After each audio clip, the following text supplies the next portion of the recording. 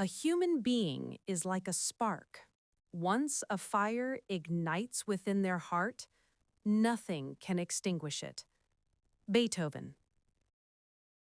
There are students who impress you. There are students who challenge you. And then, once in a lifetime, there is a student who quietly rewrites everything you believed about talent, effort, and the power of love. Today's story is not about genius, not about natural skill, not about perfection. It's about a little boy, a worn piano, a grieving heart, and the moment music became more than sound, it became love. This is the story of Robby and the performance that changed a teacher forever.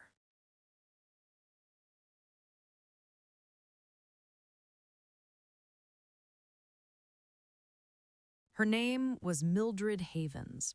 For over 30 years, she taught music at a small primary school, long enough to meet every kind of child. The gifted, the shy, the ones who practiced diligently, the ones who didn't practice at all, the ones who loved applause, and the ones who trembled at attention. But among all the children she taught, one boy stood apart, not for brilliance, but for something far quieter. His name was Robby. 11 years old, awkward, restless, a little boy whose shoes were always untied and whose fingers stumbled over piano keys as though the instrument kept slipping out of his grasp. One afternoon, his mother brought him to Miss Haven's classroom. She was gentle, soft-spoken, with eyes that held quiet hope. "I've always dreamed of hearing Robby play the piano," she told the teacher. "Will you teach him?" Something in her voice, a longing so tender it bordered on fragile, made Miss Havens say yes. She didn't expect what would follow. From the very beginning, it was clear Robby lacked natural ability. His timing fell apart mid-measure. His pitch wavered. His posture collapsed halfway through exercises. His hands stiffened at the wrong moments. But what he lacked in talent, he tried to replace it with effort. Every week, he arrived. Hair messy, shirt rumpled, eyes full of earnest determination.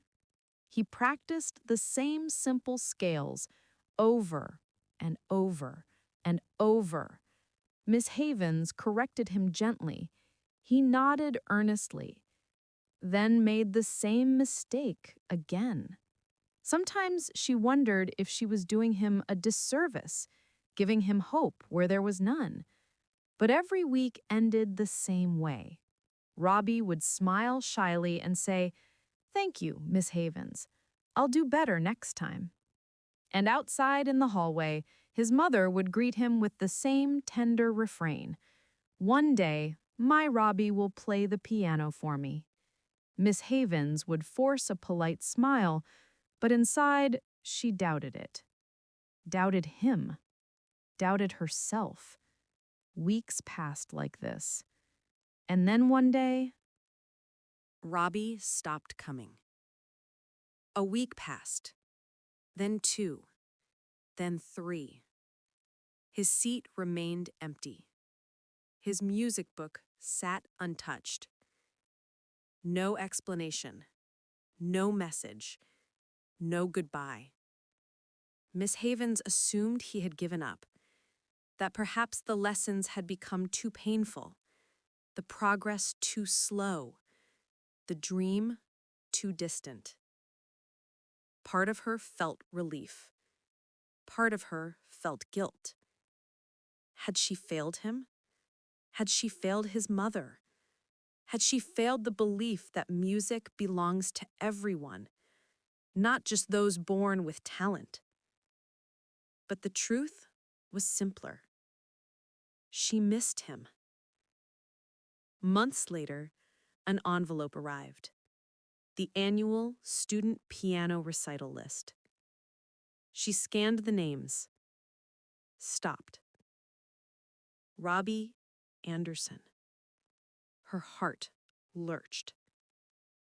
She immediately contacted the coordinator. "There must be a mistake," she said. "Robby hasn't been to class in months." Before she could get answers, her phone rang again. It was Robby. His voice was softer than she remembered, older somehow, heavier. "Miss Havens," he said, "my mother has been very sick. I couldn't come to class." Her breath caught. "May I still play at the recital? It would mean everything to me." There was something in his tone, a quiet urgency, that made her say yes before her mind could argue. "Of course, Robby. You may play one piece." After hanging up, she whispered a silent prayer. "Please, don't let this be a mistake." The auditorium shimmered with soft golden light. Parents filled the rows, dressed neatly for the occasion. Students clutched sheet music with nervous excitement. Programs rustled like tiny wings. Robby arrived late. His hair was uncombed, his shirt slightly wrinkled, his shoes mismatched. He looked like a boy who had run straight from sadness. Miss Havens almost told him to go home, but then he looked up at her, eyes tired but determined, and whispered, "Thank you for letting me try." His name was eventually called.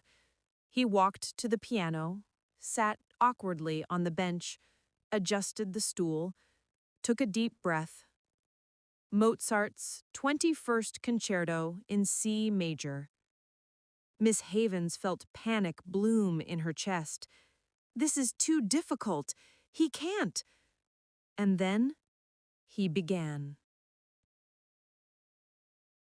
The first notes trembled, shaky, uncertain, like a child searching for courage. But then something extraordinary happened. His hands, once clumsy, found grace. His fingers, once stiff, found confidence. The melody rose, soft at first, then swelling, gaining depth, gaining life. It wasn't flawless, it wasn't perfect. It was real. Miss Havens felt tears forming. The entire room leaned forward. It was as if Robby had borrowed the hands of someone far beyond his years. By the final movement, the audience was already rising to their feet. Applause exploded, full, thunderous, disbelieving. Miss Havens rushed to the stage, wrapped him in her arms, and whispered through tears, "Robby, that was beautiful. How did you do it?" Robby looked up, eyes shining with something deeper than joy, and he said words that would stay with her forever. "Miss Havens, my mom was sick with cancer." Her breath stilled. "She passed away last week," he said softly. Silence filled the hall like a held breath. Tonight was the first time she could hear me play from heaven. I wanted it to be perfect for her. The auditorium fell completely silent. Every heart broke, every heart healed, all in the same moment.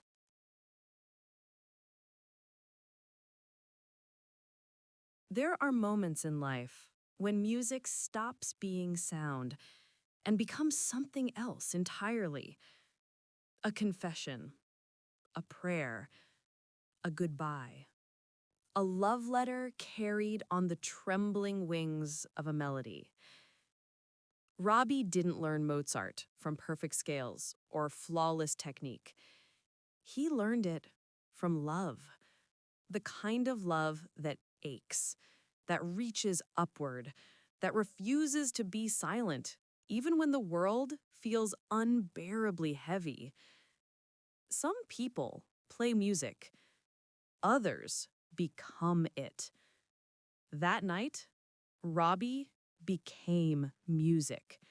He played not with talent, but with devotion, not with precision, but with longing, not for applause, but for the one person whose absence filled the room louder than any sound. And maybe that is the quiet lesson he leaves with us.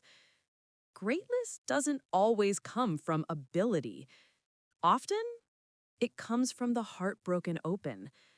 So, the next time someone tells you you're not gifted enough, not skilled enough, not ready enough, remember Robby. Remember that what matters most is not the strength of your hands, but the fire in your soul. That fire can carry you places no talent ever could. Some melodies are born from love so deep it refuses to fade. May you find the kind of passion that turns effort into art. Every story is a whisper of life. May yours be one that spreads kindness,